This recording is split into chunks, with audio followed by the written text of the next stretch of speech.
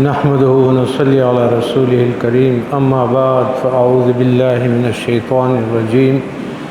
بسم الله الرحمن الرحيم.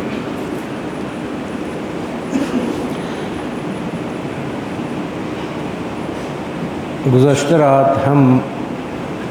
عبادت، یقین، ایمان کہ اللہ تعالیٰ کی عبادت کا تمام مقاصد اور کیفیات کے سلسلے میں بات ہو رہی تھی، اور سورہ فاتحہ کے ایاک نعبد و ایاک نستعین پر ہم پہنچے ہیں آج کے ایاک نعبد کے بعد و ایاک نستعین کے سلسلے میں بات ہو. ایاک نستعین کے سے بات کرنے سے شروع کرنے سے پہلے اس موضوع پر میں ایک سوال کرنا چاہوں گا آپ سب حاضرین سے بھی، اور جو بھی میری بات سن رہے ہیں یا جن تک میری بات پہنچتی ہے. سوال میرا اس طریقے کا ہے، اس حوالے سے ہے کہ جب ہم کسی چیز کا نام لیتے ہیں تو ہمارے ذہن میں اس چیز کے کچھ شکل، کچھ صورت، کچھ وہ سامنے آ جاتا ہے جو ہم اس کو سوچ رہے ہیں. مثال کے طور پہ اگر میں آپ سے کہہ دوں کہ گلاب، تو گلاب جب میں نے آپ سے نام لے لیا تو آپ کے سامنے گلاب کا ایک خوشبو کے ساتھ، گلاب کی خوبصورتی کے ساتھ میں نے آپ سے نام لے لیا. مثال کے طور پہ گاڑی، میں نے نام لے لیا آپ کے ساتھ ٹرک، میں نے آپ سے نام لے لیا ٹرین، میں نے نام لے لیا آپ کے سامنے جہاز، میں نے نام لے لیا آنکھ، میں نے نام لے لیا کان. جس چیز کا بھی میں نام لے لوں، میں نے آپ کے سامنے خوراک کے اشیاء کا نام لے لیا، کیلا، گوشت، میں نے نام لے لیا انگور، انار. جس چیز کا میں نام لیتا ہوں، دیکھیں آپ کے ذہن میں اس چیز کے ایک وجود، ایک شکل، اس کا ایک ذائقہ، اس کی ایک کیفیت، اس کے رنگ، اس کا وجود کا حجم، اس کے بڑائی چھوٹا جو بھی ہے وہ آپ کے سامنے ایک تصور میں آتا ہے کہ آپ وہ چیزیں دیکھ چکے ہیں. ہمارا درس کا جو سلسلہ بنیادی طور پہ ایک نقطہ ہے وہ یہ تھا کہ بہت سارے سورہ فاتحہ کے ہمارے پاس موجود ہے الحمدللہ، شروع سے تفاسیر اور تشریحات، اور لیکن جب اب آپ الحمدللہ کو پڑھتے ہیں تو آپ کے ذہن میں کیا جاتا ہے؟ جب آپ اس درس کے بعد جب ہم رب العالمین پڑھتے ہیں تو پھر اب ہمارے ذہن میں کیا، ہمارے ذہن میں اس کے کیفیات، اس کے معنویات، تعلقات، وابستگیاں، سب کچھ کیا آتا ہے؟ اس پہ تھوڑا سا غور چاہیے. اور اب پھر الرحمن الرحیم پر ہم آ گئے. جتنا ہو سکا، جتنے ہم سے وہ بول سکے یا جو بھی کر سکے اپنی کم علمی کے ساتھ، لیکن مقصد اس میں یہ تھا کیونکہ ہمارے استاد یا ہم نے جو انہوں نے جو کچھ ہمیں سکھایا، تو اس سکھانے میں انہوں نے اس طرح کی کیفیات سے روشناس کروایا کہ جب ہم اس چیز کو پڑھتے ہیں یا اس کی طرف توجہ دیتے ہیں تو بے تحاشا چیزیں ہمارے ذہن کے اور دل کے اوپر اس کے آ جاتے ہیں. وہ کیفیت نہیں رہتی ہے کہ آپ 120 سپیڈ کے ذریعے سے الحمدللہ سے گزر رہے ہیں، بلکہ اس کے ہر لفظ جو آپ ادا کرتے ہیں، جس طرح میں نے آپ سے نام لے لیا کہ آپ کے ذہن میں وہ چیز آتی ہے. تو اگر یہ چیز ہمارے ذہن میں اس اسباق کے بعد آتا ہے، کس کو کتنے اندازے میں آتا ہے، کس مقدار میں آتا ہے، ہر ایک کو اپنے استعداد کے مطابق وہ دیکھ لیتے ہیں. اب میرا ایک سوال ہے کہ ایاک نعبد تک تو ہم پہنچے ہیں، ہم ٹوٹے پھوٹے الفاظ، ٹوٹے پھوٹے اردو ایسے ہماری اچھی نہیں ہے، میرے فارسی چونکہ میری زبان شاعری کا فارسی ہے تو میں اس میں زیادہ مجھے مزہ آتا ہے، لیکن اردو چونکہ اتنی اچھی نہیں ہے. اسی میں آپ لوگوں کو سمجھانے کے حوالے سے میں نے بہت کمیوں، خامیوں اور کم علمی کے ساتھ ہم نے کوشش کی کہ مالک کے اس میں ایاک نعبد تک ہم پہنچ جائے کہ ایاک نعبد کا جب ہمارے سامنے پڑھا جاتا ہے یا ہم پڑھتے ہیں یا ہمارے ذہن میں آتا ہے تو اس وقت ہمارے ذہن ان کن کن چیزوں کے ساتھ اس کے تصورات، اس کی کیفیات، اس کا معنویات میں سے کون سی چیزیں ہمارے ذہن پر منکشف ہو جاتے ہیں اور ہمارا ذہن میں وہ چیزیں آ جاتی ہیں۔ میں کسائی کا نام لے لوں کہ فلاں آدمی کسائی ہے، جب میں نے نام لے لیا تو آپ کو گوشت اور اس کا گوشت کاٹنا، ذبح کرنا، اتارنا، سب کچھ آپ کے ذہن میں آ جاتا ہے۔ اس طرح سے ہر چیز کے جو اس سمے، اب یہ بات میں اس لیے بھی کرتا ہوں کہ آگے بہت سارے چیزوں میں اس کیفیت کا عمل دخل ہے کہ جب نام لے لیا جائے تو آپ کے سامنے کیا آنا چاہیے، تب ہم اس چیز کو سمجھیں گے۔ اب میں آپ سے ایک سوال کرنے لگا ہوں آج کے درس پر، پھر میں اس سے آگے چلوں گا۔ جب آپ ہم سب تھوڑی دیر کے لیے یہ سوچے، بے شک مجھے جواب نہ دیں، جواب اس میں آ جائے گا، اور لیکن یاد کرنے کے لیے میں یہ کہہ رہا ہوں کہ اس طرف آپ کا ذہن آ جائے کہ جب ہم یہ پڑھ لیتے ہیں کہ وَإِيَّاكَ نَسْتَعِينُ، تو ہمارے ذہن میں کیا آتا ہے؟ ہاں مفتی صاحب بولے۔ وہ جو ہم پڑھ چکے ہیں وہ تو پڑھ چکے ہیں، نہیں آج جس کو ہم پڑھ رہے ہیں ایاک نستعین، اس کے بارے میں میرا سوال ہے کہ ہمارے ذہن میں کیا آتا ہے؟ میں نے پہلے مثالیں بہت دے دی آپ کو کہ اگر میں جہاز کا نام لے لیتا ہوں تو ایک سیکنڈ میں آپ کے ذہن میں کیا آ جاتا ہے، ایک سیکنڈ میں ٹرین سے کیا آتا ہے، ایک گھوڑے سے کیا مراد، شیر کا ایک دم میں آپ سے نام لے لوں تو اس کے ساتھ ایک خوف، چیر پاڑ، سب کچھ آ جاتا ہے، سب کچھ ہے۔ لیکن جب ہم یہ اور اتنا زیادہ ہم اس کو ماشاءاللہ سے اللہ اور بھی نصیب کریں، ہم اتنا زیادہ بھی پڑھتے ہیں اس کا، تو کبھی کسی نے اس اسٹیشن پر بھی اپنے ٹرین کو روکنے کی کوشش کی، یا اس جنکشن پہ، یا اس کو ٹرین اتنے وہ آواز سے بھی زیادہ سپیڈ سے گیا کہ کبھی اس پر رکا نہیں؟ یہ ایک میرا سوال ہے، جو آپ جواب دینا چاہے کوئی تب بھی اختیار، نہیں دینا چاہیے تب بھی اختیار، لیکن ذرا یہ غور طلب بات ہے۔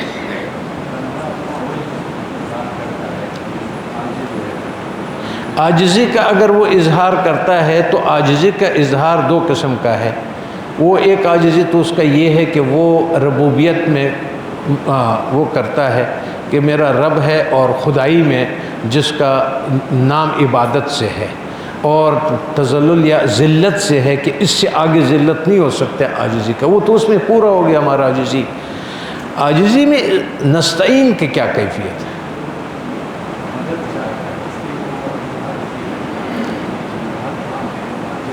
مطلب یہ ہے کہ مدد چاہتا ہے، وہ اللہ تعالیٰ کے استعانت چاہتا ہے، دوسرے لفظوں میں، صحیح؟ ہاں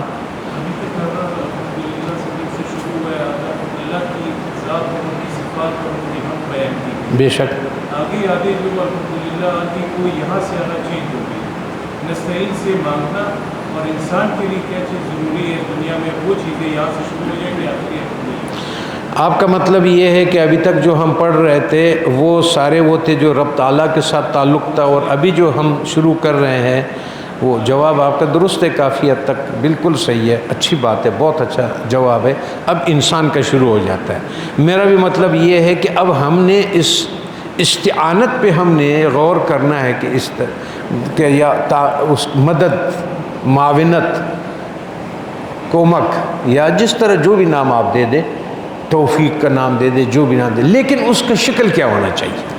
اب جو آپ کا سوال اور ان کا جواب اور آپ کا جواب تقریباً 80% صحیح اس لیے ہے۔ اب ہم یہ کوشش کریں گے، اب سمجھ آ گئی سب کو، ہم یہ کوشش کریں گے کہ اللہ تعالیٰ کے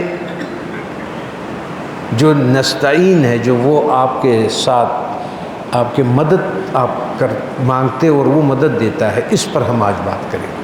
ہمارے ہمیشہ بات کا دو طریقہ ہے، ایک تو یہ ہے کہ ہم سب سے پہلے آپ کو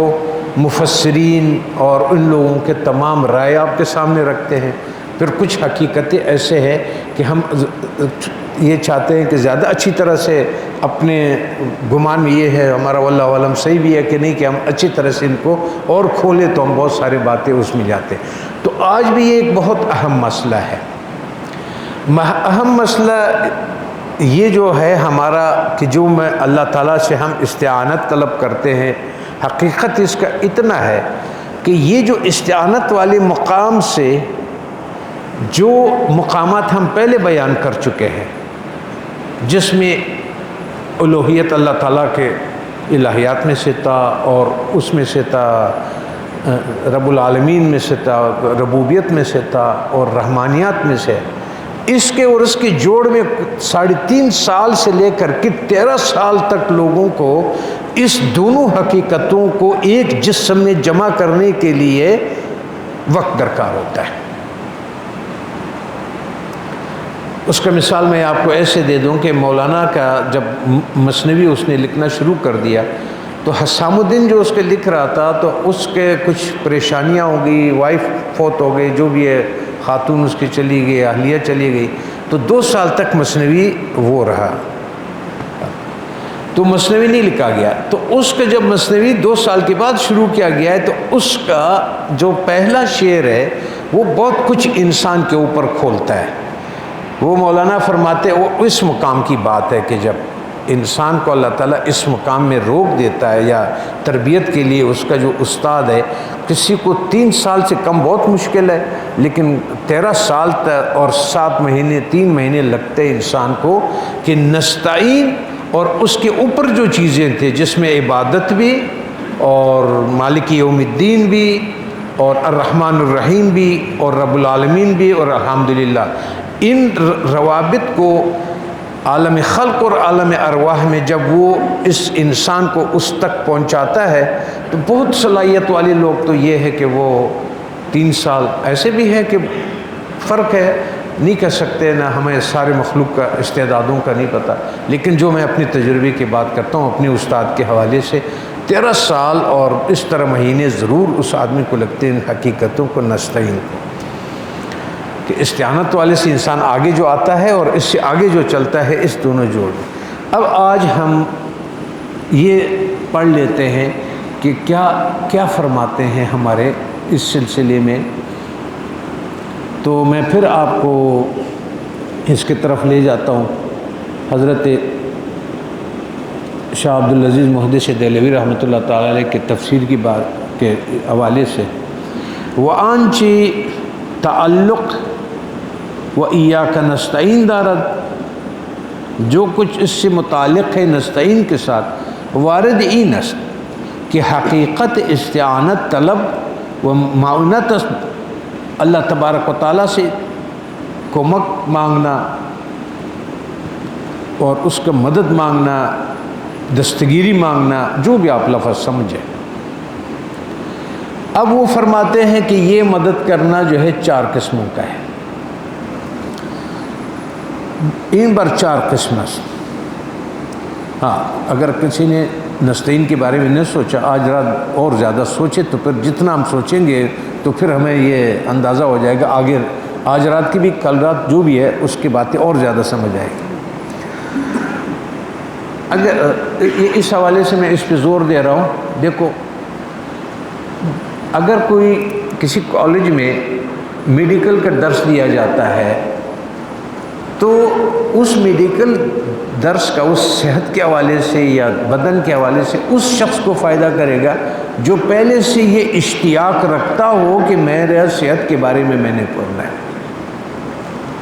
آپ اس مکتب میں، اس اسکول میں، اس کالج میں، اس یونیورسٹی میں اس موضوع سے فائدہ اٹھا سکتے ہیں کہ جس موضوع سے آپ نے اپنے آپ کا ذہن اور اپنے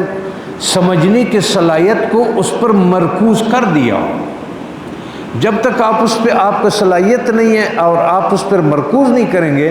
تو ایک یونیورسٹی میں پتہ نہیں کتنے شعبے میں پڑھانے والے ہیں، ہر ایک اپنے شعبے کا پڑھا رہا ہے، تو اس کا فائدہ اس وقت تک نہیں ہوتا ہے کہ جب تک آپ کی صلاحیت، استعداد، آپ کی دانائی، آپ کا توجہ اس پر نہ ہو جائے۔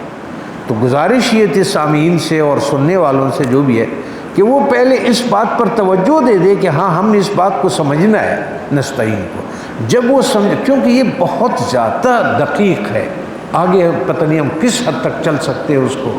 کیونکہ جو کچھ، تو میں مثنوی کا آپ کو بتا رہا تھا کہ مولانا نے جو شعر پڑھا وہ بڑا خوبصورت تھا، مدت ان مثنوی تاخیر شد، کچھ عرصہ یہ مثنوی اس لیے تاخیر ہو گیا تاکہ شیر در جان تاکہ خون در جان پستان شیر شد، جس طرح سے بچہ ماں کے پیٹ میں ٹھہر جاتا ہے کچھ عرصے کے لیے، وہ اس لیے تاکہ اس کے لیے رب العزت بہت سارے بندوبست کر لے. ان میں سے ایک یہ بھی ہے کہ خون میں سے اس کو تبدیل کرے دودھ میں. تو مثنوی اس لیے معطل ہو گیا کہ ہمارا جو تبدیل ہونا ہے خون سے لے کر کے ہم تبدیلی آتی ہے، تو ہمارے جان روح کے ہمارے جان میں ہمارا خون دودھ بن جائے. اس لیے 2 سال اللہ تعالیٰ نے مثنوی کو وہ کر دیا تاکہ ہمارا خون تبدیل ہو جائے دودھ میں. تو اس طرح سے اس مقام کو تھوڑا سا اس غور کے ساتھ کرنا پڑے گا، ورنہ پھر اس کے لیے ٹائم دینا پڑے گا. اور سلوک میں تو ٹائم ہی لیتے ہیں اور اس پہ کراتے ہیں ذکر اور اذکار اور توجہ اور صحبت اور تربیت، اور کبھی ناراضگی، کبھی خوشی، کبھی غم، کبھی کیا کیا اللہ تعالیٰ کے بہت ساری چیزیں کرواتے ہیں کہ اس کو خون کو دودھ بنا لیں. تو آج یہ سمجھ لیجئے کہ ہمیں خون سے چن کے دودھ کی طرف جا رہے ہیں کہ اس بات کو نستعین کو جس پر ہمیشہ ہم ہیلی کاپٹر کی طرح جٹ کی طرح گزرتے تھے، آج ہم اس پہ رک جائیں اور وہ کر لیں. تو اس کو ہم شروع کرتے ہیں پہلے حضرت محدث دہلوی رحمۃ اللہ تعالیٰ علیہ سے کہ ان کے کیا یہاں رکنے کا، پہلے وہ وضوحات آپ کے ذہن کو کھولنے کے لیے بات کریں گے. تو یہ 4 قسم پر ہے. اول پہلے استعانت اور مدد یہ ہے کہ اللہ تبارک و تعالی وہ قدرت آپ کو بخش دے کہ جو ایاک نعبدو میں آپ نے کہا تھا. صحیح ہے؟ یعنی کسی کام کے لیے آپ کو اللہ تبارک و تعالیٰ نے جو قدرت دے دیا، اگر وہ قدرت نہ دے تو پھر فیل ہو گئے. دوم قدرت ہو گیا اس کام کے اوپر، یہ آپ کو عطا کیا جائے. دوم آنچ آنکار آسان نمایت. دوسرا یہ ہے کہ جب آپ اس کو کرنے لگتے ہیں تو اللہ تعالیٰ اس کو آپ کے لیے سہل کر دے، آسان کر دے اس کو. 2 باتیں ہو گئی، قدرت دے دے، آسان کر دے. سوم آنچ آنکار نزدیک کنت، آپ کو اس کام کے قریب کا دے دے کہ اس کے قریب ہو جائے آپ.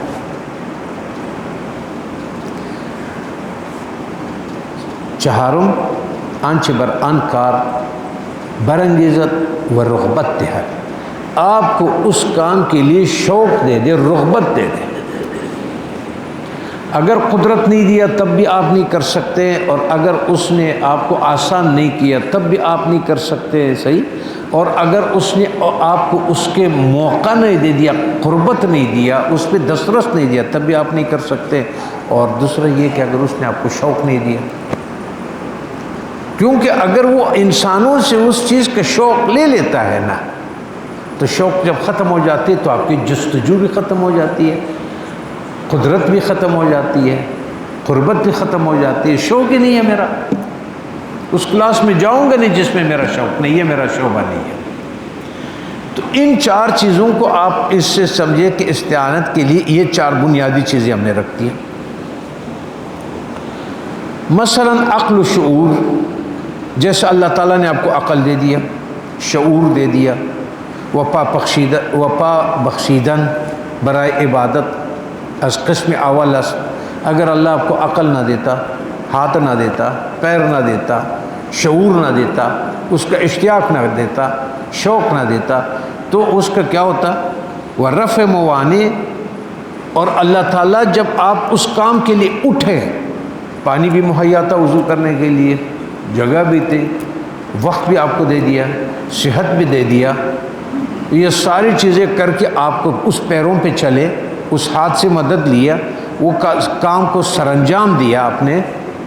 اور ان میں جو رکاوٹیں آتی ہے اس کو بھی دور کر دیا. دوسرا رخ ہے وہ فراغ خاطر دادن، اور اس دوران آپ کو خیال کو فراغت سے رکھ دیا کہ آپ اپنا کام کرو. از قسم ثانی است و داعیه آن در دل انداختن و حسن آن را در نظر عقل جلوه دادن. اور جو آپ اس کام کے لیے جا رہے تھے اس کام کو خوبصورت بنایا آپ کے ذہن میں. اگر اس کام کے لیے آپ کی خوبصورتی نہ ہوتا تو نماز کی خوبصورتی اگر وہ آپ کے ذہن میں نہ ڈالتا تو آپ اس نماز کے لیے کوئی محنت نہ کرتے، کوئی جستجو نہ کرتے، کوئی سعی اور کوشش اور اس کے لوازمات کو پورا نہ کرتے۔ نظر جلوہ و لذت عبادات رہا، پھر اس عبادت میں جو آپ کر رہے ہیں اس میں جو آپ کو لذت دے گا نا، یہ بھی استعانت ہے، یہ بھی مدد ہے اور کمک ہے۔ پھر انہوں نے اس چیز کے لیے جب آپ کے سینے کو کھول دیا، انشراح صدر کر لیا کہ آپ کے سینے میں یہ بات آ گئی، کیونکہ یوسوس فی صدور الناس من الجنۃ والناس، کہ آپ کے سینوں میں یہ دو پیر پہ چلنے والے لوگ بھی وسوسے ڈالتے ہیں اور وہ جو اندر کے شیطان ہے وہ بھی وسوسے ڈالتا ہے۔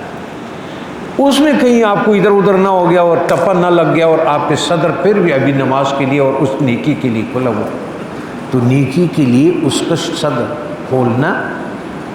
اور اس کا آپ کے دل میں لذت آنا اس عبادت کا از قسم سومس، پھر اس نے آپ کی کوئی مدد کر دی اس راستے میں کہ آپ کو نبی دے دیا، پھر ایک مرشد دے دیا۔ سومس وہ مرشد را از انبیاء و اولیاء، آپ کو انبیاء اور اولیاء کا کوئی استاد اور مرشد، اور آپ جس ڈاکٹری میں پڑھتے ہیں پھر اس کے رائے میں کہ کوئی ڈاکٹر کو استاد بنایا، انجینئرنگ میں کسی انجینئر کو استاد بنایا، ہر شعبے میں اس طرح سے آپ کو بنا دیا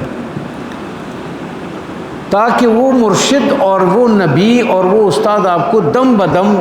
وہ آپ کو قدم بقدم ہر لمحہ ہر ثانیہ آپ کو پند و نصیحت، تحریض و تاکید بر عبادت نمایا۔ آپ کو اس عبادت تک لانے کے لیے بھی کوئی استاد چاہیے کہ آپ کا حرص بڑھائیں، جستجو بڑھائیں اور اس کے کاموں کو ٹھیک کر دے کہ یہ ایسا ٹھیک ہے تو ایسا غلط ہے۔ از قسم چارم و تقدیم ایاک بر نستعین، اب جب یہ توفیق مانگنا تھا تو پھر اس کا عبادت سے پہلے مانگنا تھا، اس کو عبادت کے بعد کیوں رکھ دیا کہ ایاک نعبد، کہ ہم آپ کی عبادت کرتے ہیں، اب ہم اور آپ کے سے وہ مانگتے ہیں کہ نستعین۔ و تقدیم ایاک بر نستعین نیز در اینجا مفید حصر و اختصاصت، یعنی غیر از تو استعانت نہ داریم و این استعانت یا خاصت برائے عبادت یا عام است در جمیع امور دنیا و دین۔ اگر وہ استعانت کو بعد میں رکھا کہ اب جب ہم دنیاوی کاموں میں ہے یا اوپر عبادت کے تھے، ہم پچھلا والا اور یہ والا آپ کی مدد کے اور استعانت کے بغیر نہیں ہو سکتا، یا خاصت برائے عبادت یا عامس و در جمیع امور دنیا و دین، اگر خاصت پر سر در استعانت آن است کہ عبادت ہر چند قسم و عمل بندہ است، لیکن عمل بندہ بثواب خواطر نفسانی کہ قبل از وقوع آن بندہ را شعور آن نمی باشد، پس نیز مگر وہ پیدا کردن خدا و نیز علم نفع و ضرر عبادت، بعض آن علم را در دل جا دادن و رسخ کردن۔ اگر عبادات میں سے ہے پیچھے، اور اگر وہ صراط مستقیم کے لیے ہے جو آگے وہ مانگ رہا ہے کرنے کے لیے، چاہے وہ دینی مسائل ہے یا چاہے اس کا دنیاوی مسائل ہے، اس مقام پر اس کو پختگی چاہیے کہ وہ اس مقام پر پختگی حاصل کر لے، کیونکہ کوئی دینی کام اور کوئی دنیاوی کام ایسا نہیں ہے کہ یہ بندہ عاجز اس میں کوئی چیز اپنی طرف سے کر سکتا ہو جتنا کہ اس کے استعانت اور مدد اس کے حالات اس کے وہ نہ کرے، میسر نہ ہو اس کے لیے۔ بندہ درندہ خلیص، بندہ نہیں کر سکتا ہے کہ مانی چیزوں کو روکے، جو اس کو روکتا ہے قدرت بھی لے لے کر بھی لے، یہ اپنی چیزوں میں بہت پسماندہ ہے، عاجز ہے، اس کو ہر سیکنڈ کے اوپر اس کے استعانت اور مدد کی ضرورت ہوتی ہے، چاہے عبادت والے شکل میں ہو وہ انسان، چاہے زندگی کے اس میں۔ اور پھر جب انسان عاقبت بینی کرتا ہے، کہ مثال کے عاقبت بینی اس کو بولتے ہیں کہ ہم نماز پڑھتے ہیں، روزہ رکھتے ہیں، اس دنیا میں اس کا میں کچھ نہیں ملتا، بظاہر اگر دیکھا جائے تو اس میں ہمیں کچھ نہیں ملتا، لیکن یہ مدد کرنا اللہ تعالیٰ نے آپ کے ذہن میں کہ آپ کو اس کا آخر نظر آتا ہے کہ یہ کام مجھے اتنے دن کے بعد یہ کام آئے گا مجھے، یہ بھی ایک استعانت کا شکل ہے، ایک مدد کی ہے کہ اللہ تعالیٰ کا وہ تائید ہے جو آپ کے ساتھ ہوگا۔ وہ آنچہ مال آن اسلح باشد آن را اختیار کند اگرچہ فی الحال دران مشقت، اگرچہ مشقت اگر وقتی طور پہ اس کاموں میں آپ کو مشقت بھی نظر آ رہی ہے، تکلیف بھی نظر آ رہی ہے، لیکن آپ کے ذہن پر ایک اگلا زمانے کا فائدہ آپ اس پہ رکھتے ہیں۔ مثال کے طور پہ جیسا آپ بچے کو پڑھاتے ہیں، فی الحال پڑھاتے ہیں تو اس میں مشقت باپ کے لیے بھی ہے، یا کچھ سکھاتے ہیں تو مشقت باپ کے لیے بھی ہے، بچے کے لیے، لیکن اس کے ذہن میں اس چیز کا سیکھنے کے بعد جو دنیا اس کو فوائد ملتے ہیں، اس کے ذہن میں وہ چیز رکھا جاتا ہے۔ تو ذہن کو عاقبت بینی پر، آخر بینی پر ذہن کو صلاحیت دینا، یہ بھی استطاعت کی شکل میں ہے۔ وہ عواقب امور پر آن پوشیدہ بھی ماند، اور اگر اللہ تعالیٰ کسی کی مدد نہ کرے تو وہ سے کیا ہوتا ہے، عاقبت بینی اس سے ختم ہو جاتی ہے۔ جب عاقبت بینی آپ کا ختم ہو جاتا ہے تو آپ کا پھر تمام عقل و خواہش نفس ہمیشہ در کشاکش میں باشن، پھر آپ کا عقل اور نفس کے کشاکش رہ جاتی ہے، یہ میرا فائدہ ہے اور یہ میرا نقصان ہے، یہ میرا فائدہ ہے تو یہ میرا، جتنا ان کا سوجھ بوجھ ہے یہاں تک اس کی عقل رہ جاتے ہیں۔ غالباً پھر معلوم ہے یہ بات غالب ہے کہ نفس عقل کے اوپر غالب آ جاتا ہے، اور وہ صرف وقتی چیزوں کو سوچنے کی صلاحیت کر لیتا ہے، جس کے ساتھ استعانت نہیں ہوتا، وہ وقتی چیزوں کو پسند کرتا ہے، اس کے بعد اگلے کا بالکل اس سے ختم ہو جاتا ہے، وہ جو عاقبت بینی والا مادہ ہے اس کے۔ پس عقل خواہش نفس ہمیشہ در کشاکش میں باشان و تنازع میں نمایاں، غالباً لشکر ہوا غلبہ میں کند و آخر انجام بہلاکت قلب نہیں گردد۔ آخر اس آدمی کا انجام ایسے ہو جاتا ہے کہ کوئی بھی نیکی جس کا انجام اگلے دن کے لیے ہو، اس کو بالکل اس سے یہ لا تعلق ہو جاتا ہے، صرف اتنا اس کا عقل رہ جاتا ہے کہ جتنا اس نے فی الحال میں نے سگریٹ پی لیا، اسی سے مجھے نشہ آ گیا، بس اب وہ نشہ میں نے لے لیا، میرے لیے نقصان ہے یا فائدہ ہے بعد میں، میرے پھیپھڑے ختم کرے، نسوار مجھے غرق کر دے، نشہ مجھے غرق کر دے، وہ چیزیں کرے، اللہ تعالیٰ اس سے وہ سوجھ بوجھ لے لیتا ہے، اور اس کا نفس اور اس کا عقل، صرف عقل یہ کہہ دیتا ہے کہ نسوار کدھر سے ملتا ہے، شراب کدھر سے ملتی ہے، فلانا کدھر سے ملتا ہے، اس کا عقل اتنا بولے گا، اور وہ اپنے نفس کے خواہش جا کے وہ لے لے گا، اس سے استفادہ کر لے گا، تو اس کا تمام کام جو ہے دنیا کا، اس آدمی کا جس کا اس مقام کے اوپر استعانت اس کو حاصل نہیں ہوا ہے، وہ تمام کام اس خوردبینی کے ساتھ کرے گا جو وقتی طور پہ اس کو، یا مثال چائے کی موالی ہے، اس وقت سر میں درد ہے جب تک وہ چائے نہیں پیے گا، تو چائے پی لیا اس نے، اس کے بعد یہ اس کے جسم میں ایسڈ بڑھا دے، معدے کو زخمی کر دے، السر بنا دے، پیشاب میں جلن کرے، کچھ بھی کرے، اس کو اس بات کا نہیں پتہ، وقتی طور پہ جو اس کا خواہش تھا اور اللہ نے اس کے ذہن پہ رکھ دیا تھا اس کو، تو پھر اس لشکر کو جو آپ پر حملہ آور ہوتا ہے، جو آپ کو ہر چیزوں سے، حقیقتوں سے روکتا ہے، اس لشکر کا مقابلہ کرنے کے لیے آپ کو ایک قسم کی استعانت اور مدد چاہیے ہوتا ہے کہ آپ کا ہو جائے، تب آپ کو یہ آگے اس لشکر کا مقابلہ کر سکتے ہیں، جس میں سر درد بھی تھا، جس میں وہ بھی تھا۔ مجھے ایک نے کہا کہ آغا جی میں تو جب چائے نہیں پیتا ہوں شام کو ایسے ایسے مجھے ہوتا ہے کہ کبھی میں بتا نہیں سکتا ہوں، آپ کی جو آج سر میں درد ہے، اب ایک کپ چائے پی لے، دیکھے سب کچھ ختم ہو جائے۔ وہ نیز عبادت آسان نہ میں شوال، کوئی بھی حقیقی چیز آسان نہیں ہو سکتا ہے اس کے ذہن اور دل کے لیے جب تک استعانت اور مدد الہی شامل حال نہ، صحیح، مگر برف عوائق وہ آن چار چیز اور مگر اس پر کہ اللہ تعالیٰ رفع کرے ان کے مشکلات کو، اور وہ چار چیزیں، دنیا و خلق و شیطان و نفس، جب تک اللہ تعالیٰ ان چیزوں کا نکل نہیں سکتے اس کے دائرے سے آپ جب تک آپ کے ساتھ استعانت اور مدد الہی نہ ہو، جو کہ ہر نماز میں آپ کو اس کی طرف اشارہ کر دیا گیا کہ مانگا کرو خطرے میں ہو، مانگا کرو خطرے میں ہو. صحیح ہے.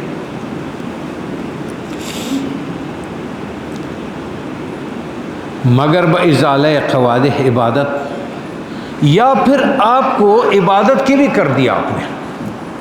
لیکن عبادت میں آپ کو عبادت ہی کے نقصانات سے بچا ہے، وہ اس کے بھی استعانت اور مدد چاہیے. جیسے ریا ہو گیا، وہ سما، وہ عجب. اگر اس کے بعد آپ کو عجب آ گیا اور آپ کو اس کا بڑائی آ گئی، تکبر آ گیا، بہتری کا احساس ہوا، چلو عبادت ادا کر لیا، لیکن اس کے بعد ان چیزوں کو وہ بواعث کے خوف و رجا، یا ان کے وہ چیزیں جو آپ کو اچھائی کی طرف لے جاتے، جیسے اس میں خوف ہے، رجا ہے، امید آپ کرتے ہیں یا ڈرتے ہیں کہ میرے لیے یہ نہ ہو، یہ دونوں کیفیات بھی ماتحت ہے کس کے؟ استطاعت کے اور اللہ تعالی استعانت کے اور مدد کی. مشاہدہ حق و اہم ان چیزها عقوبات شاقان کے قطع انہا بدون اون الہی متصور نیست. یہ سارے اس دنیا کے باتیں جو ہے وہ یہ ہے کہ جو حقیقت تک آپ کو لے جاتا ہے یا غیر حق چیزوں کا آپ کے اوپر منکشف ہونا ان چیزوں کا، وہ انسان محتاج کس بات کا ہے؟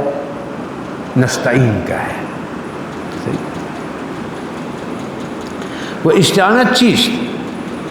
ہم یہ پوچھتے ہیں کہ پھر اس کا فائدہ کیا ہے؟ فائدہ استعانت چیز گوئیں کہ اون الہی در غالب اوقات کسانی رہا حاصل نشوت کہ استعانت بجناب اومی نمایاں. ایک اللہ تبارک و تعالیٰ جس پر رحم کرتا ہے، فضل کرتا ہے، کرم کا معاملہ کرتا ہے، وہ یہ کرتا ہے کہ اس کو اللہ تعالیٰ اپنی طرف ذہن لانے کا اس مدد کرتا ہے. یہ مدد کرتا ہے کہ میرے طرف آپ کا ذہن متوجہ ہو جائے. کسانی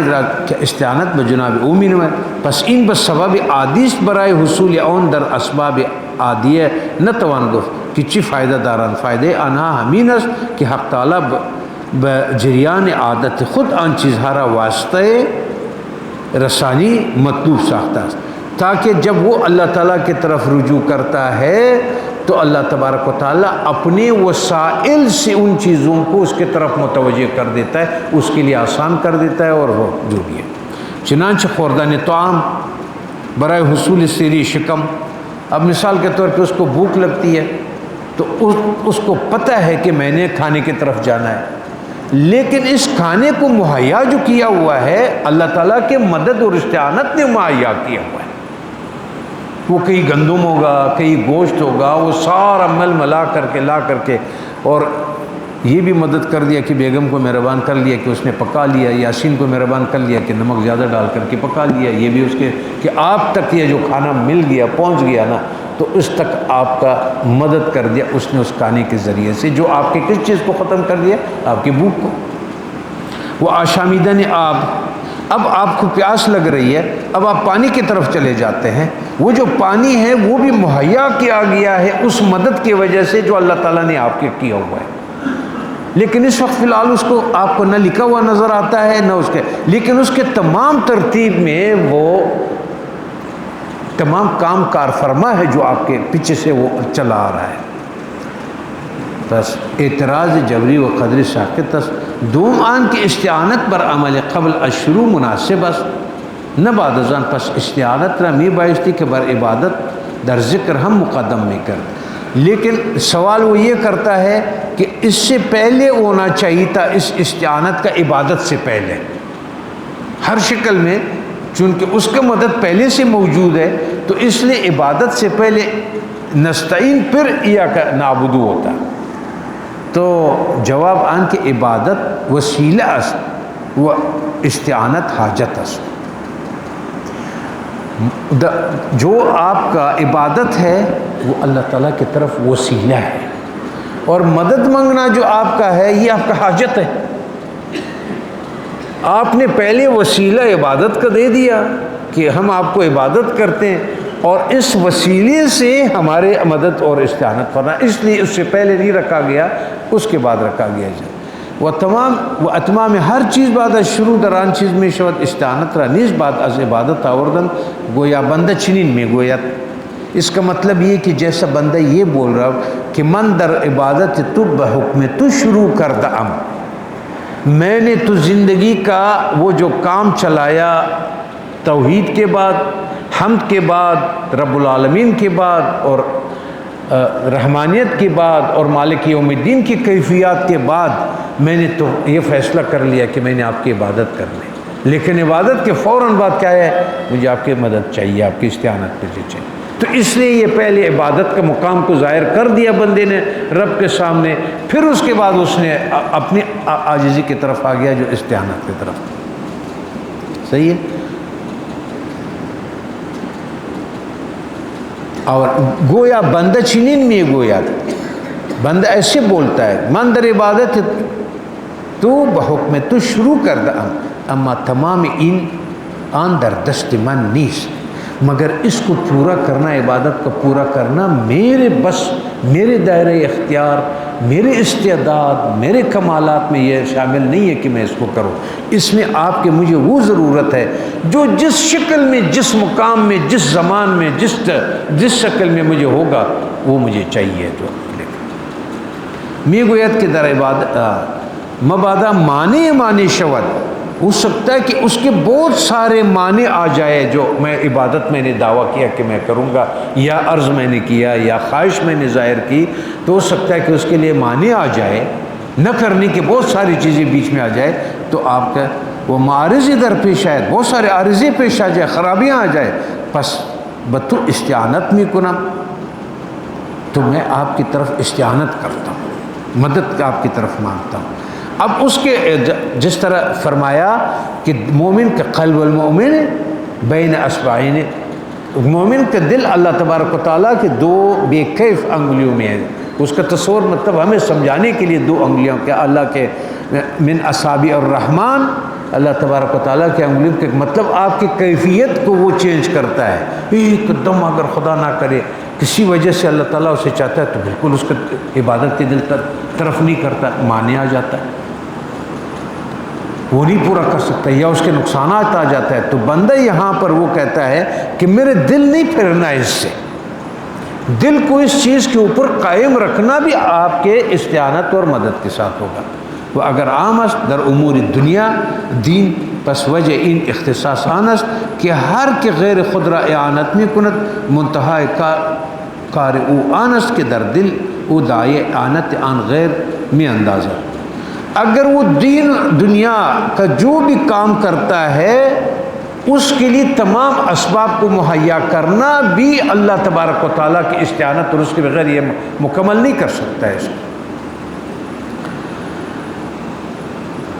وہ ان فعل او تعالیٰ، پس گویا بندہ میں گویا کہ غیر ترا اعانت من ممکن نہیں.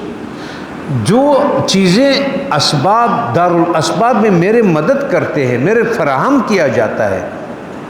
اگر آپ کے استطاعت نہ ہوتا تو روزی، فروغ، میوے، صحت، بچے، اولاد، جو کچھ مجھ تک پہنچ رہا ہے اس کے پیچھے ایک لامنتہا استعانت اور مدد کی ہے. مگر چون او راتو اعانت فرمائی، اس کا آپ مدد کرتے تھا، اسباب اعانت بہم رسانت، یہ سارے اسباب ایک دوسرے کے ساتھ، جسے مولانا فرماتے ہیں کہ چون خدا خواہت کی کار را کند سلسلے اسباب را جنبش دہاد.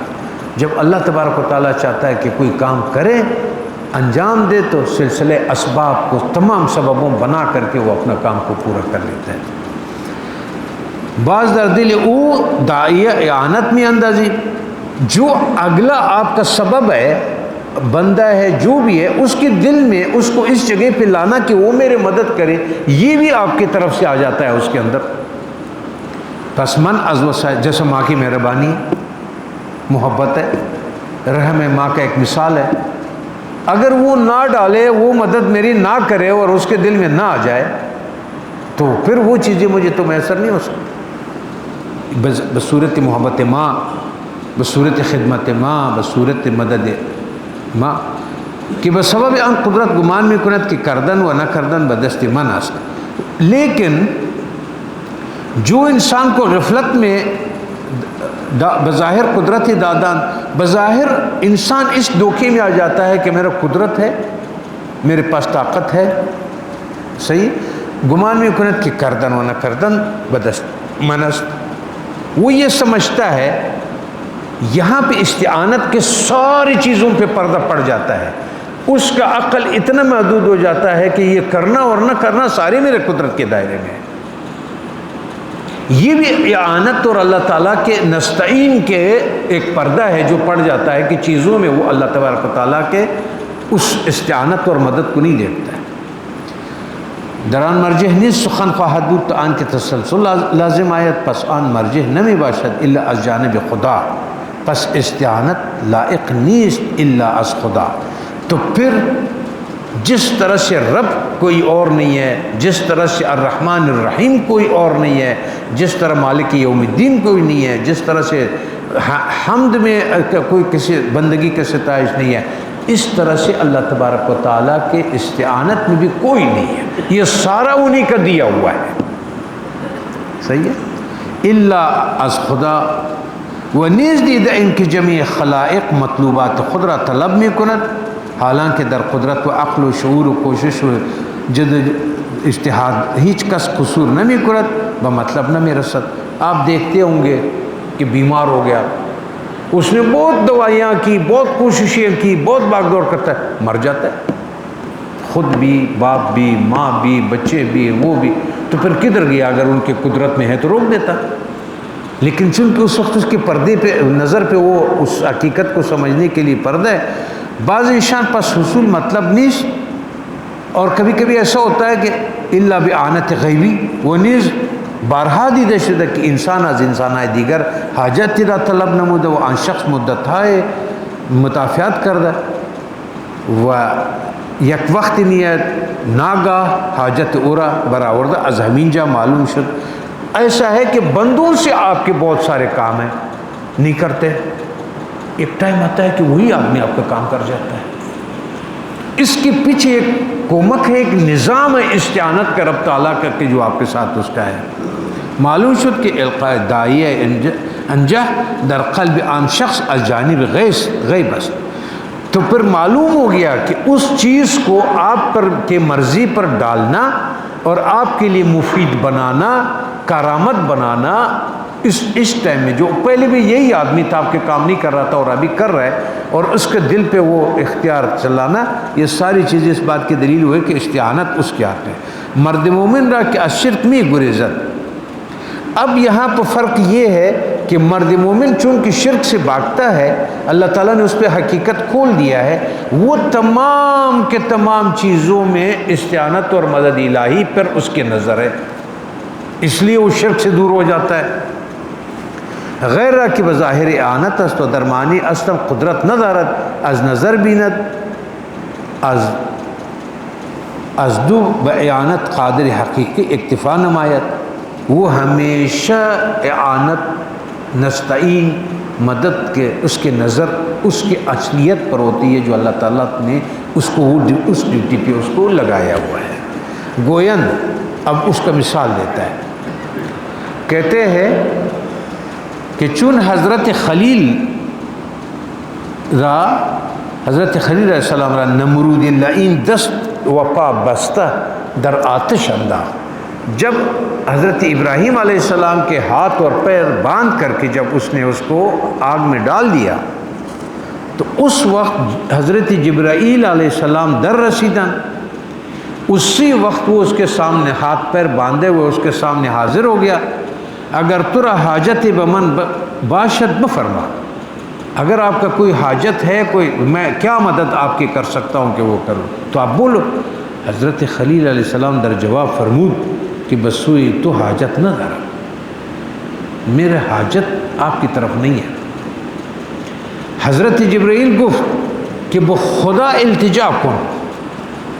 تو حضرت جبرائیل علیہ السلام نے فرمایا جب تم میرے مدد نہیں مانگ رہے ہو، میں نہیں آپ کو چاہیے، تو پھر اللہ کے سامنے ظاہری تو کرو کہ آپ کو اس سے خلاصی دے. حضرت خلیل فرمود او دانائے نہان و آشکارا است، وہ اس کو جانتا ہے، دانا ہے، جو پوشیدہ ہے اور جو آشکارا ہے، وہ اس کے بارے میں کیا فیصلہ کرتا ہے، میں اس کے وہ اس پہ نظر میں نے رضا پہ رکھی ہوئی ہے، مجھے نہ یہ مدد چاہیے نہ جو میں کبھی کبھی سوچتا ہوں اگر ایک سایہ بھی ہمارے پاس آ جائے، ہوئی ہوئی ہوئی کہ آپ کو کوئی مدد چاہیے، اگر ایسے کسی کا سایہ بھی پڑ جائے اور ہمیں یہ ہو جائے تو پتہ نہیں اس کے لیے ہم کیا کریں، اس کے لیے جبریل آ جاتا ہے، لیکن اس کے اس تعلق کو جو اس کے رضا پہ اس نے نظر رکھی ہوئی ہے، وہ کسی بھی غیر کے تمام استعانت کو اور مدد کو اس سے یا اپنے آپ کو لا تعلق ظاہر کر دیتا ہے۔ پھر وہ کہتا ہے کہ دعا تو مانگ لو نا اسے، وہ امن تو مانگو، حاجت عرض من نیست، اس کے لیے میرا حاجت نہیں ہے کہ میں اس کو اپنا عرض کروں۔ وہ چن بندے مومن در نماز استاد، جیسا مومن ادھر ہاتھ باندھتا ہے تو یہ وہ شکل ہے کہ اس نے تمام دنیا سے اپنے ہاتھ باندھ دیا، اب اس کو اجازت نہیں ہے۔ اس دن ایک میرے ساتھی ادھر نماز میں اپنے، اب دیکھیں نماز میں ایک تھوڑی سی بات آپ کو بتا دوں، اگر آپ نے ایک رکن میں ایسا کام کر دیا کہ جب اس میں دیکھنے والے کو یہ لگا کہ آپ نماز میں نہیں ہے، مثال کے طور پہ اگر میں نے ایک ہاتھ ایسا کیا ایک ہاتھ ادھر ہے تو دیکھنے والے تو یہی سمجھے گا کہ میں نے ایک ہے، اگر کسی نے اپنے دامن دونوں ہاتھوں سے ایک ایسا کر لیا، اس ٹائم اگر دیکھنے والے دیکھے گا نا کہ دونوں کا ہاتھ اس کا کام لگ گیا نا تو اس کی نماز ختم ہو جائے، فاسد ہو جائے۔ اگر آپ نے ایک ہاتھ سے کر لیا تو وہ ٹھیک ہے، اگر آپ نے ایک رکن میں 3 مرتبہ ایک کام کر لیا تب بھی آپ کی نماز اس کی طرف جاتی ہے، خرابی کی طرف جاتی ہے۔ تو آپ کے ہاتھ باندھنے کا مطلب یہ ہے کہ اب آپ نے دنیاوی تمام چیزوں سے اپنے ہاتھ باندھ لیا ہے اور آپ نے پیر بھی باندھ لیا ہے، کیونکہ آپ کے پیر بھی اب پابند ہو گئے، اب آپ کی آنکھیں بھی پابند ہیں، نہ آپ ادھر دیکھ سکتے ہیں، نہ فلاں کو دیکھ سکتے ہیں، نہ اس کو دیکھ سکتے ہیں، آپ کے سماعت بھی پابند ہے، آپ کا زبان بھی پابند ہے۔ تو اس کا مطلب یہ کہ آپ کے سارے ہاتھ اور پیر باندھ کر کے اس کے سامنے آپ میں پیش ہو گئے۔ جب پیش ہو گئے تو یہاں پر آپ کا اصل مقصد استعانت ہے، طلب کرنا ہے اس سے کہ میں یہ کرتا ہوں، لیکن جو اصل مقصد ہے وہ آپ کی مدد مجھے چاہیے، میرے ہاتھ پیر سب کچھ بندھے ہوئے میں ایسے۔ تو وہ چون بندے مومن در نماز استاد، ہر دو پا اورا ز رفتن و حرکت کردن بند شد و ہر دو دست از گرفتن معطل ماند و زبان او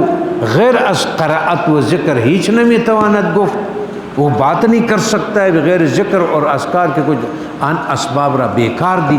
اب اس کی نظر میں یہ پیش کرتا ہے کہ تمام اسباب سے آپ لا تعلق ہو گئے، اس توحید کے لیے، رب العالمین کے لیے، الرحمن الرحیم کے لیے، مالک یوم الدین کے لیے اور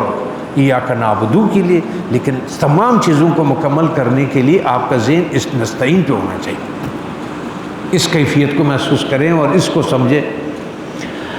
گفت گویا اسباب طلب و ہر چنان کے در حقیقت بیکار بود، بظاہر نیز بیکار نمود۔ اس جن چیزوں سے آپ کا وہ تعلق ختم کر دیتا ہے نماز میں، وہ آپ کو یہ بتانا چاہ رہا ہے کہ یہ سارے میرے بغیر ہیں، یہ میرے نہیں ہے۔ جن چیزوں سے آپ کا تعلق، چاہے سماعت سے، چاہے جس سے جو بھی حرکت ہے، جو جن چیزوں سے اس نے آپ کا ہاتھ پیر کاٹ دیا، وہ آپ کو یہ سمجھانا چاہ رہا ہے کہ یہ ساری چیزیں جو آپ نے کیا ہوا ہے، یہ ساری چیزیں آپ کے نہیں ہیں، اور ایک دن یہ سب نے آپ کو چھوڑنا ہے اور آپ نے ان کو چھوڑنا ہے۔ صحیح ہے؟ بظاہر نیز بیکار نمود، درین وقت ان اسباب را بیکار دیدہ، بس اس ٹائم کو اس کی نظر ہونا چاہیے ان تمام چیزوں کے بیکاری پہ اور اپنے ساتھ تعلق کے، اس کی حقیقت پہ۔ بس یہاں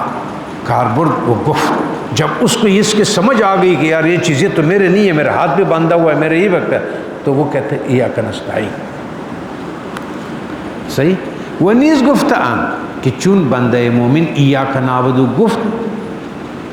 اور یہ بھی اس میں ایک رنگ، ایک مقام ہے کہ جب بندہ مومن نے یہ بول دیا کہ ایاک نعبدو گفت، ترسید کی مبادا نسبت عبادت بخود نہ کر دواش، جب اس نے بولا کہ میں نے عبادت کرنا ہے، یہاں پر صادق لوگ ڈر جاتے ہیں، اس لیے فوراً نستعین کی طرف جاتے ہیں کہ اگر ہم نے بول دیا کہ میں آپ کی عبادت کروں گا تو میرے بشریت کی کمزوری مجھ سے ادھر ادھر نہ ہو جائے، یہ میں نے دعویٰ نہیں کیا ہے، وہ آپ کی مدد سے میں چاہ رہا ہوں. صحیح. وہ در عجب افتادم برائے ازالہ این ترس، تو میں عجب کے خوف سے جلدی سے میں نے سہارا لے لیا، کس چیز کا؟ ان کا نستعین کا. وہ نیز گفتان، اور اسی طرح فرمایا تعلیم فرمودہ از ہمین جا سر تقدیم نعبدو بر نستعین واضح کر. بس اس لیے یہ واضح ہو گیا کہ مقدم وہ پہلے ایاک نعبدو رکھا گیا، پھر نستعین رکھ دیا گیا. گویا کہ درین سورہ دو مقام ہے. اب اس سورے میں دو مقام ہیں، دو مقام تھے اس سورے میں. پھر آگے اس بات کے اوپر جو یہ بات کر رہا تھا شاہ زمان، معرفت ربوبیت و مقام معرفت عبودیت. اس نے پہچان لیا ربوبیت کے مقام کو اور پہچان لیا عبادت کے مقام کو. وہ چون از دو مقام جمع شود معاملہ بندہ با خدا تمام گردد. جب یہ دونوں چیزیں ایک انسان میں آ جاتے ہیں تو اوف بھی، تم اپنے وعدے پہ وفا کرو، ہم اپنے اس پہ وعدے پہ وفا کرتے ہیں. جلوہ نمایت از ابتداء صورت تا مالک یوم الدین بیان مقام ربوبیت است. تو سورہ کے ادھر سے لے کر کے مالک یوم الدین تک بیان کس کا تھا؟ ربوبیت کا تھا. از مبدأ تا ایاک نعبد بیان ابتداء مقام عبودیت است و ایاک نستعین بیان کمال آن. و چون وفا بہر دو عہد از دو جانب متحقق شد ثمرہ بر آن مترتب گشت. جب اس نے یہ اقرار کر لیا کہ میں نے وعدہ کر لیا عبادت کا بھی ربوبیت کا بھی ساری چیزوں کا ماننے کے بعد اس کا یہ ہے کہ اہدنا الصراط المستقیم، کہ میں پھر آگے جو جاؤں گا نا تو وہ پھر مجھے عطا کر دینا وہ جو صراط مستقیم ہے. اکثر علماء درجہ التفات از غیبت و حضور کہ در ایاک نعبد و ایاک نستعین واقع چنین گفتان کہ مصلی در وقت شروع نماز اجنبی. بعض علماء یہ بھی فرماتا ہے کہ جب آپ دنیا کے سارے جھنجھٹوں میں ملوث ہو کر کے جب آپ آ کر کے کھڑے ہو جاتے ہیں اس کے سامنے، تو پہلے جیسے صفائی کا ایک چھوٹا سا مقام ہوتا ہے کہ آپ کسی وضو بنایا، آپ نے یہ کر لیا وہ کر لیا، اس طرح سے ایک اس صورت سے پہلے بھی اللہ تبارک و تعالیٰ اور رسول نے ایک صفائی کی جگہ رکھے جس کو ثنا کہتے ہیں. سبحانک اللہم و بحمدک و تبارک اسمک و تعالی جدک ولا الہ غیرک. پہلے اس الفاظ کو آپ اس لیے کرتے ہیں کہ وہ صفائی پیش ہو جائے کہ جو میں گند سے ہو کر کے ادھر آیا ہوں. اس سورہ فاتحہ کو شروع کرنے سے پہلے بھی ایک برش ہونا چاہیے، صفائی مفائی ہونا چاہیے اس کا. تو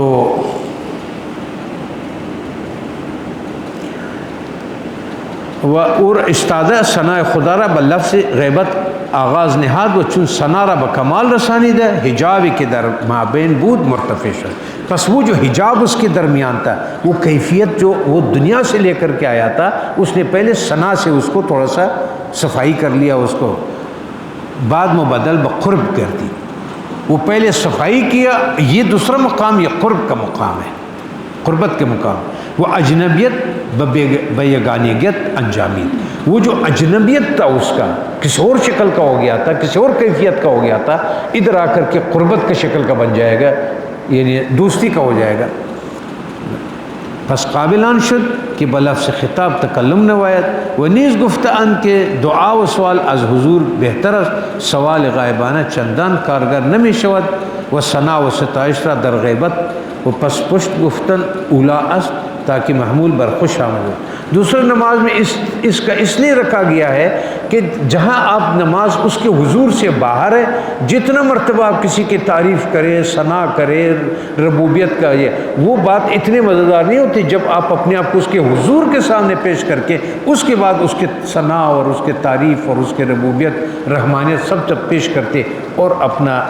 استطاعت اور مدد کے کرتے. درینجہ باید دانست کہ در تخصیص عبادت و استعانت مشرکین را با اہل اسلام خلاف است. یہاں سمجھ لینا چاہیے کہ ہمارے اور مشرکین کا راستہ کدھر سے الگ ہو جاتا ہے؟ یہاں سے نستعین سے بھی مشرک اور مومن کا راستے الگ ہو جاتے ہیں۔ وہ کس طرح؟ انہوں نے جو چیزیں اللہ تعالیٰ کی طرف سے آپ کی استعانت اور مدد کرتے ہیں باہر میں، جو پہلے ہم نے ذکر کر لیا کہ بہت ساری چیزیں آپ کے لیے مہیا ہے جو آپ کو استعانت اور مدد کرتے ہیں، انہوں نے اسی کو اپنا مددگار کامل اور اس صفت کو اس کا سمجھ کر کے وہ کہتا ہے اس نے میرے ساتھ یہ کر دیا، وہ جو چیز رب کے ساتھ تھا اس کو کاٹ دیا تو یہ مشرک اس میں چلا گیا۔ کل رات میں بھی اس میں آئے گی باتیں بہت ساری معدنیہ بہت ساری چیزوں نے معدنیہ کا مثل کوہا بزرگ بڑے پہاڑ کو دیکھ لیا، انہوں نے کہا یہی ہمارا رب ہے۔ وہ زروسی انہوں نے گائے بنا لیا زر کا کہ یہ ہمارے رب ہے، بت بنا لیا اس کا سونے کا کہ یہ بڑا قدرمند ہو گیا۔ وہ بعض درختان مثل درخت پیپل، تلسی وغیرہ ذالک، یہ آپ جائیں انڈیا میں یہ تلسی کے درخت جو ہے، چونکہ اس میں اللہ تعالیٰ نے بہت بیماریوں کے لیے شفا رکھا ہوا ہے، انہوں نے اس درخت کو شفا کا خدا مانا ہوا ہے۔ انہوں نے اس اسباب کو کہاں پہنچا دیا؟ اللہ کی اس مدد کو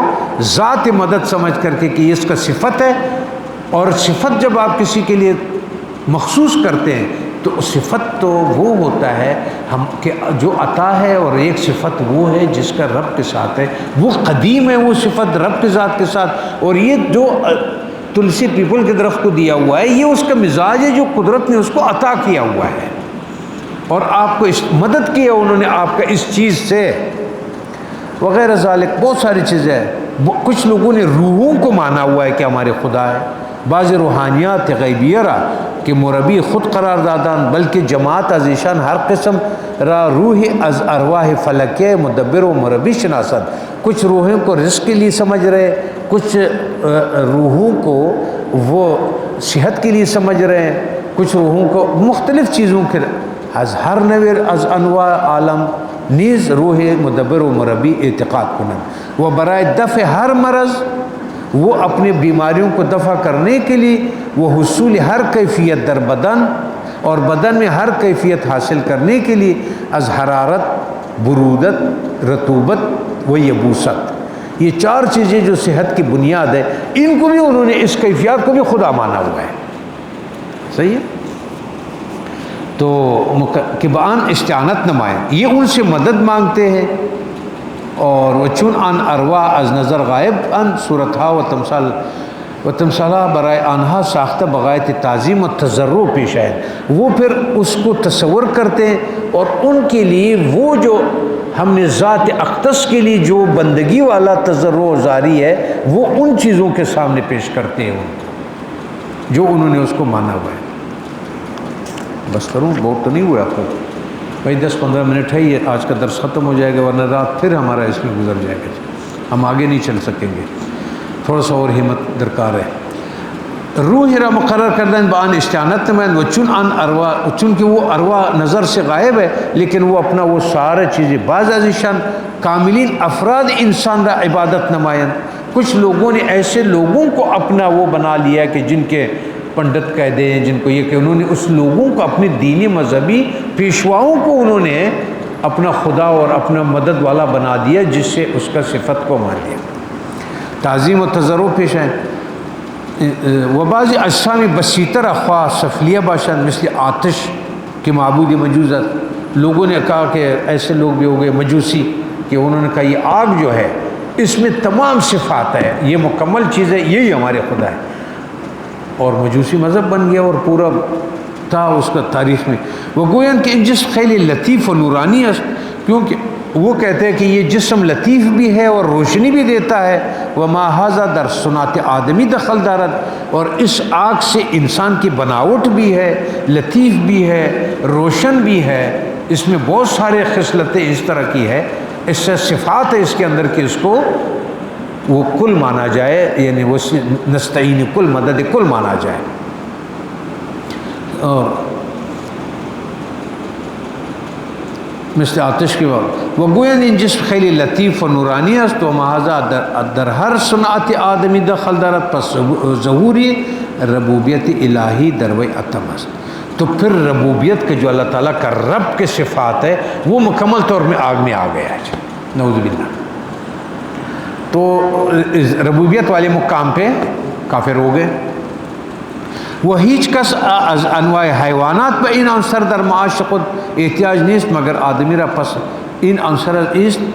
مختص بنا انسان و ربوبیت خاص انسان در این عنصر ظہور فرموده قابل آن است کہ نہایت تزلل نسبت به آن کرده آیت و جماع اقسام علویہ را مثل ماتا۔ کچھ لوگوں نے اپنے عنصر طبیعتوں کو جو اس کے خاک وہ جس عناصر سے وہ بنا ہوا ہے، کچھ لوگوں نے مختلف عناصر کو رب سمجھا، ربوبیت دے دیا۔ اور ایسی جماعت بھی ہے کہ جس نے اوپر والوں کو کر دیا، جیسا سورج ہے، جیسے چاند ہے، مثل مہتاب، آفتاب و دیگر ستارہ پرستش نے بیان۔ کچھ لوگوں نے ستاروں کو اپنا وہ بنا لیا۔ وہ گوین کہ تدبیر عالم موقوف پر تبادل و نور ظلمت است۔ وہ کہتے ہیں کہ عالم کا تدبیر سارا اس ستاروں کے ہاتھ میں ہے جو گردش کرتے ہیں، کہ روز درباز اوقات و قوت یا پیوست درباز دیگر است و این چیزها از آثار همین اجسام است۔ پس نسبت این اجسام غایت عظیم تعظیم را رعایت باید کرد۔ تو پھر وہ کہتے ہیں کہ اللہ تعالیٰ والا عبادت ماننا اس کو ایسے جیسے آپ رب کو مانتے ہیں۔ تو انہوں نے اس میں شرک کر دیا اور اس کو رب والے ربوبیت والے کاموں میں جو ذات کا صفت ہے اور جو اس کے اس طرح ذات ربوبیت والا دوسرا نہیں ہے، انہوں نے اس کو اس کے ساتھ نعوذ باللہ کھڑا کر دیا۔ ہمین اجسام تو پھر ان اجسام ارواحی دارن کے کمال مناسبت با اسماء الہی با ہم رسانی ہے۔ کہتا ہے کہ ان کے ایسے کمالات ہے، ارواح ہے کہ جس کا اسماء ذات سے تعلق ہے، اور انہوں نے سب کچھ اس کو یہ اس میں اپنے صفت اختیار کیا۔ پس بالا بالاولا قابل عبادت باشن جمیع ان مذاہب را مرد مسلمان با ان دو کلمہ رد می کند۔ پس مسلمان مومن صرف دو کلموں سے ان تمام جہاں کے مذہبوں کو پہ بم گرا دیتا ہے یا نیست و نابود کر دیتا ہے۔ وہ حقیقت ملت حنیفی را کہ آورد حضرت ابراہیم علیہ السلام ہے، وہ جو حنیفی جو حضرت ابراہیم علیہ السلام حنیفہ جو مذہب وہ لایا ہے خلیل اللہ اس کو سامنے لے آتا ہے۔ تفصیل ہمین دو کلمات کہ ایاک نعبد و ایاک نستعین، جو ابراہیم علیہ السلام نے کہا کہ میں آپ ہی کی عبادت کرتا ہوں اور آپ ہی سے مدد مانگتا ہوں۔ انہوں نے سارے بتوں کو اس سے توڑ دیا۔ ہیچ کسرا ارباب حقوق، کسی بھی چیز کو نہ کسی آدمی کو جس کو اختیارات ہے، چاہے باپ ہو جس نے آپ کو اپنی سے پیدا ہے ان کے وسیلے سے اور استعانت، اور اس سے جو اللہ تعالیٰ نے اس میں رکھا ہوا ہے کہ ماں باپ کا صرف نہ وہ ماں کو نہ باپ کو، استاد کو، پیر کو، آقا کو، خاون کو، ہیچ کسرا از مظاہر انعام حق مثل عناصر و فلکیات و ارواح غیبیہ جائز نیست۔ وہ کسی کو بھی اللہ تبارک و تعالیٰ کے وہ ربوبیت، رحمانیت اور وحدانیت ذات میں، صفات میں، کسی چیز میں وہ انسان کو اس جگہ پہ نہیں پہنچتا۔ بھلے فائدہ جو بھی دے دیا اس کو، وہ اس کو عطا کرتا ہے، اللہ تعالیٰ نے اس کی اسی کام کے لیے دیا ہوا ہے، وہ اسی کام کو وہ کرتا ہے، انسر انجام دیتا ہے۔ یہ اس کا رب العالمین کا نظام ہے۔ ذرا کہ اسباب غایت تعظیم در انہا محقق نیست، بس اس کو ایسے تعظیم اور ایسے اس کے سامنے ذلت، اس کے سامنے سجود بسر بسجود ہونا جو کہ عبادت کے حوالے سے ہو، وہ کوئی بھی وجود نہیں ہے کہ جو اس کے قابل ہو۔ پس غایت تعظیم متحقق نشد، نہایت تزلل بے موقع و بے جاز وہ اطلاف حق مالک الملک علی الاطلاق است۔ اگر کسی نے ایسا کر دیا تو انہوں نے مالک الملک جو ہے، جو تمام چیزوں کا مالک ہے، اس کی حق تلفی کی، تو پھر اس لیے کہا کہ شرک شیء عظیم، بہت بڑی بات ہے کہ تم اتنے حرامی اور اتنے حرام کر جاتے ہو کہ کسی جگہ ہی تیل کر دیا عبادت کا، جو اس کے لیے تھا وہ تم نے کہیں اور رکھ دیا۔ وہ ظلم عظیم، اس کو ظلم عظیم کہا گیا، اعاذنا اللہ منہ۔ وہ استعانت یا بچیز کہ توہم استقلال آن چیز در وہم و فہم ہیچ کس از مشرکین و موحدین نہ مقدار مثل اعانت بحبوب و غلات در دفع گرسنگی و استعانت بآب و شربت در دفع تشنگی و استعانت برائے راحت بسایہ درخت آپ جب ان چیزوں میں جاتے ہیں تو آپ کو مدد تو بہت ساری چیزوں سے ملتی ہے، غذا سے بھی آپ کو مدد مل جاتی ہے، استعانت مل جاتا ہے، آپ کو تو ایک درخت کے نیچے سائے میں بیٹھ گئے تو اس کی بھی آپ کو مدد مل گئی، وہ استعانت مل گیا۔ وہ دردف مرض بادویہ و عقاقیر، جیسا آپ حکیموں کے پاس جاتے ہیں، ڈاکٹر کے پاس جاتے ہیں، در تعین وجہ معاش پہ امیر و بادشاہ، آپ کہیں بادشاہ کے پاس جاتے ہیں مجھے ملازمت دے دو کہ میں وہ کر لوں، مجھے رزق ہو جائے، در حقیقت معاوضہ خدمت بمالس وہ موجب تذلیل نیست، یہ چیز اس میں شامل نہیں ہے کہ وہ عبادت میں اس کو شامل کرے، یہ اس کے وہ کیفیات ہے جو اللہ تعالیٰ نے آپ کے مدد کے لیے رکھے ہوئے ہیں، اور وہ فوائد آپ اس سے حاصل کر لیتے ہیں جو ہم دوائیوں سے کرتے ہیں، جڑی بوٹیوں سے کرتے ہیں، طبیبوں سے کرتے ہیں۔ جیسا آپ یا ماب اطباء و معالجن یا معالجون طبیبوں کے سبب تجربہ و اطلاع زائد ازانہ طلب میں مشورہ، آپ مشورے کے لیے جاتے ہیں، اس سے تجربے، اس کے علم، اس سے فائدہ ہوتا ہے، وہ استقلالی متوہم نہ مشور، آپ اس کو آزاد نہیں سمجھتے ہیں کہ یہ آدمی کا یہ چیز اس کی اپنی ذات کی ہے اور اس کو عطا نہیں کیا گیا ہے، ایسا کوئی چیز نہیں ہے جو عطائی نہیں ہے، مخلوق کی نہیں ہے۔ ان قسم استعانت بلا کراہیت جائز ہے، اس طرح کا مدد آپ کو حاصل ہونا بلا کراہیت کہ یہ جائز بھی ہے اور ان کم بھی رہے، کر بھی رہے۔ توہم استقلال آن چیز در مدارک مشرکین جا گرفتہ، لیکن مشرکین نے ان کو کسی اور جگہ پہ بٹایا ہوا ہے، استقلال ان کو دیا ہوا ہے، ان کو آزادی دی ہوئی ہے، شرکت دی ہوئی ہے، جا مثل استعانت بارواح و روحانیت فلکیہ یا عنصریہ یا ارواح سائر ذالک نو استعانت عین الشرک است، اس طرح کی اعانت مانگنا اس سے جو آپ اس کی ذات میں سمجھ رہے ہیں، اس کے صفت دائمی سمجھ رہے ہیں، اس کو عطا نہیں سمجھ رہے ہیں اور اس سے آپ فائدہ اٹھا لیں، تو یہ سراسر شرک ہے اور ظلم عظیم ہے۔ وہ منافی ملت حنیفیہ است، یہ حضرت ابراہیم علیہ السلام کی ملت کے خلاف ہے۔ وہ اگر کسی دلیل بر اثر عبادت کو استعانت طلب نمائد گویم سی آیہ سابق دلیل این حضرت۔ اب آپ اوپر جو 3 آیتیں اور ہے انہوں نے سب کو ختم کر دیا ہے، الحمدللہ رب العالمین الرحمن الرحیم مالک یوم الدین، وہ 3 آیتوں نے آپ کو نیچے آنے سے پہلے ان چیزوں سے پاک کر دیا اور آپ کو آپ کے اصل مقامات دکھا دیا جائے، کیونکہ عبادت بھی اور استعانت بھی اس ذات کے لیے ہے کہ آن شخص کمال ذاتی دارد یا برائے آنس کی نعمتائے سابقہ ازو موجب شکر و طلب مزیزت تا باید و اعانت او مستمرس الی غیر نہایہ یا سبب آنس کی ربوبیت او شامل و محیط کل خلائق است، تمام مخلوق میں جو اللہ تعالیٰ نے اس کا کاموں میں رکھا ہوا ہے اس کی ربوبیت کا مظہر ہے، صفاتی بھی، اور اس سے جو کام فائدے کا لیا جاتا ہے وہ اللہ تعالیٰ نے ان کو ان صفتوں سے نوازا ہوا ہے۔ آپ ایک استاد کے پاس جاتے ہیں علم سیکھنے کے لیے، اس پر اللہ تعالیٰ نے صفت علم سے جلوہ کیا، اس پہ اس کو اس نعمت سے نوازا، آپ اس سے لے رہے، لیکن یہ اس علم اس کے ذات کا نہیں ہے اور نہ اس کا یہ قدیم ہے، نہ یہ ذات قدیم ہے، نہ اس کا یہ جو صفت ہے وہ قدیم ہے، وہ اعانت نہیں، تو پھر اعانت اور استطاعت ہم حق ربوبیت ہے، تو پھر رب کا حق ہے یہ، یا بجہت خوف از طلف نعمت و کمال، یا آپ کو جو خوف آئے کسی نعمت کے جانے کا وہ بھی تمام اس سے وابستہ ہے، اس سے آفت وہ نقصان ہے، وہ ان چیزیں بوصف عموم و احاطہ و از حیثیت خلق و ایجاد و اقدار و تمکین مخصوص بذات او تعالیٰ، پر انہوں نے مختلف رنگوں، مختلف زمان میں مختلف چیزوں سے مدد لی ہے۔ مثال کے طور پہ خانہ کعبہ کے انہوں نے ایک پرندوں سے مدد لے لی، ابابیل سے۔ اب جو ابابیل کی استعانت اور مدد تھے جو انہوں نے کیا اور بربادی کے جو سبب بنے اور ان کا مدد کیا، اس کے پیچھے وہ ذات تھے، یہ ابابیل کا صفت نہیں تھا، یہ اس کو عطا کیا گیا تھا اس کے لیے جو اس وقت اس کو کرنا چاہ رہے تھے اللہ تبارک تعالیٰ۔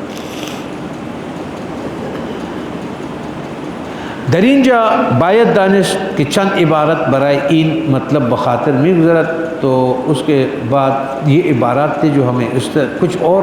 نقطہ آن چیز جواب ایاک نعبد و نستعین نہ گفتہ، یہاں پر اس پر بھی آپ غور کریں کہ ایاک نعبد و نستعین، اے اللہ ہم آپ کی عبادت کرتے ہیں اور آپ سے اعانت مانگتے. نہیں، ادھر رکھ دیا فرق، ایاک نعبد و ایاک.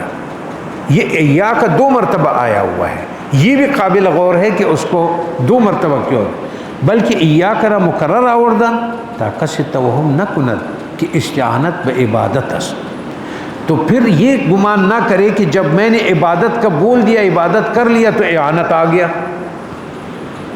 وہ الگ مقام ہو گیا. اس کو جدا کرنے کے لیے انہوں نے ایاک نعبد و ایاک نستعین ہو گیا، بلکہ ایاک مکرر آوردن تا کسی توہم نہ کند کہ استعانت با عبادت است، بلکہ بمجرد فضل الہی است. وہ فضل الہی مانگنا الگ چیز ہے، عبادت الگ چیز ہے. جب آپ نے عبادت کر لیا وہ ایک الگ، اور جو آپ نے استعانت مانگنا ہے اس کا مقام الگ اس کا، تو اس کو الگ کر دیا. وَلَكَ نَعْبُدُ، ایاک نعبد کہ یہ کہہ دیتے وَإِيَّاكَ نَعْبُدُ، ہم آپ کی عبادت کرتے ہیں. یہ کہہ دیتا کہ میں آپ کی عبادت کرتا ہوں. تو ایاک لفظ کیوں رکھا؟ نیز گفتن طاقت سے توہم وَلَكَ نَعْبُدُ، نیز نہ گفتن طاقت سے توہم نہ کنت کہ در عبادت بندہ حق تعالیٰ را نفی است، کہ ہم آپ کی عبادت کرتے، میں آپ کی عبادت کرتا ہوں کہ جیسے میں آپ کو کوئی فائدہ پہنچا رہا ہوں، تو میں دعویٰ کر لیتا ہوں کہ میں آپ کی عبادت کرتا ہوں. ہم آپ کی عبادت کرتے، اس میں تمام وہ لوگ شامل ہیں جو اپنی عاجزی اور اپنی استطاعت سے مجبور ہے اس کے لیے، اور وہ بات کر رہے ہیں اس کے کہ ہم آپ کی عبادت کرتے ہیں. زیرا کہ لام در لغت عرب برائے نفع میں آیا، چرا کہ لغت عرب میں لام جو ہے وہ نفع کے لیے آتا ہے. وہ ہم چنین بک نستعین نہ گفتن، یہ بھی نہیں کہا کہ بک میں آپ سے نہ گفتن طاقت سے توہم نہ کنت کہ حق تعالیٰ را واسطہ و اعلیٰ گردانی داست، میں آپ کے مدد چاہتا ہوں اس طرح کہ جیسے آپ اس سے ایک اعلیٰ سمجھ رہے کہ میں اس ذریعے سے مانگتا ہوں. اس کو ذریعہ نہ سمجھے، اس کے ذات سے مانگا جائے، ذریعہ نہ سمجھایا جائے. تو خود ولا نعبد الا ایاک، نیز نہ گفتن یا آن کے درین عبارت تجریب نفی بود، زیرا کہ اشعار فرمودن بقلت التفات و منفیات یعنی مسلط در مقام مناجات التفات بنفی نیست، ہر چکے ہست اثبات مقصد خود است و عبادات لکن نیز گفتن تا اشعار باشد بوقوع قرآت دران عبادت کی متضاد و استمرار تجددی است. اس میں انہوں نے عبادت کو بھی اور نستعین کو بھی اپنے سب اس کے ساتھ کر دیا جو اس عقائد اور ان چیزوں کے اوپر وہ لوگ قائم اور کھڑے ہیں، ان کی ذہنیت اس کے. وآخر الدعوانا ان الحمد للہ رب العالمین.